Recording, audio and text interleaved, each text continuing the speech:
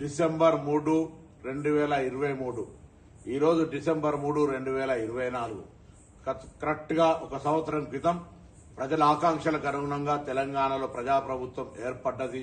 Congress party శాసనసభ్యులుగా majority విజయం సాధించినాం. ఈ సందర్భంగా గత సంవత్సరం నుంచి జరిగిన పరిపాలనకు సహకరించిన ప్రజలందరికీ, సంవత్సరం క్రితం కాంగ్రెస్ ను బలపరిచి గెలిపించిన ప్రజలందరికీ హృదయపూర్వకంగా తెలంగాణ ప్రభుత్వం పక్షాన, తెలంగాణ కాంగ్రెస్ పార్టీ పక్షాన ధన్యవాదాలు తెలియజేస్తున్నాను.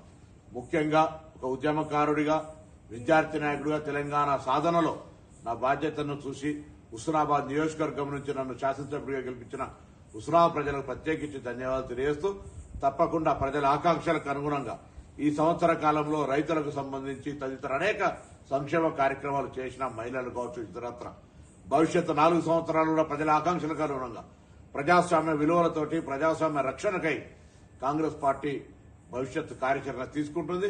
ఇందుకు ప్రజలు ఏ విధంగానైతే గత సంవత్సరం ఆశీర్వదించినారో భవిష్యత్ కాలంలో కూడా ప్రతిపక్ష రాజకీయ కుట్రలను తిప్పికొట్టి దుష్ప్రచారాన్ని నమ్మకుండా కాంగ్రెస్ పార్టీని ఆశీర్వదించి బలోపేతం చేయమని రాబోయే కాలం లోపల తప్పకుండా ప్రజల ఆకాంక్షలకు అనుగుణంగా ప్రభుత్వాన్ని అందిస్తామనే మాటతో అందరికీ మరొకసారి ఈ సంవత్సర పదవి కాలం లోపల కాంగ్రెస్ ప్రభుత్వ పదవి ఒక సంవత్సరం అవుతున్న సందర్భంగా ప్రతి ఒక్కరికి పేరు పేరున ధన్యవాదాలు తెలియజేస్తూ పొన్నం ప్రభాకర్.